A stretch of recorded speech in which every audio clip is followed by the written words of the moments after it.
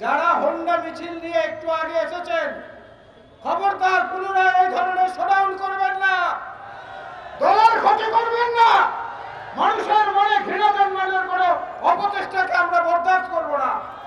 অনেক রক্ত, অনেক ত্যাগের বিনিময়ে এই দেশ বর্তমান অবস্থা আজকে ফেরত পেয়েছি।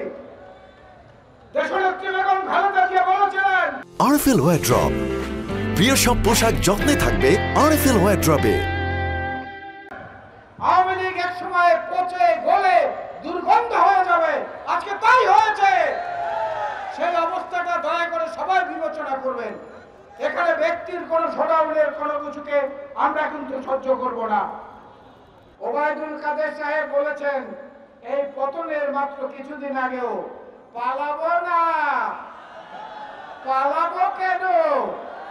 দরকার পড়লে মির্জা ফখরুলের বাড়িতে গিয়ে উঠবো। মনে আছে না আপনাদের?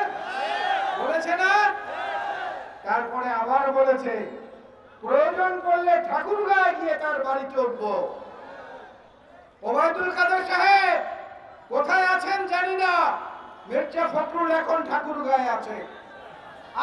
যদি তার ওখানে যান হয়তো নিরাপদে থাকতে পারবেন, কারণ বিএনপির মধ্যে উদারতা আছে, বিএনপির মধ্যে আত্মবিশ্বাস আছে, বিএনপির মধ্যে পরম সহিষ্ণুতা আছে, যেটা আপনাদের মধ্যে নাই। সুতরাং আপনি আপনার কথা রাখেন, মির্জা ফখরুলের বাসায় যান, দেখবেন বিএনপি হচ্ছে আপনাদের সবচেয়ে নিরাপদ আশ্রয়স্থল। আমি আমার বক্তব্য বাড়াবো না বন্ধুরা, সামনে অনেক দায়িত্ব, অনেক কাজ, অনেক বেশি সজাগ থাকার প্রয়োজন। দেশনেত্রী বেগম খালেদা জিয়া এবং তারেক রহমানের নির্দেশনার বাইরে অতি উৎসাহী হয়ে কেউ কিছু করবেন না।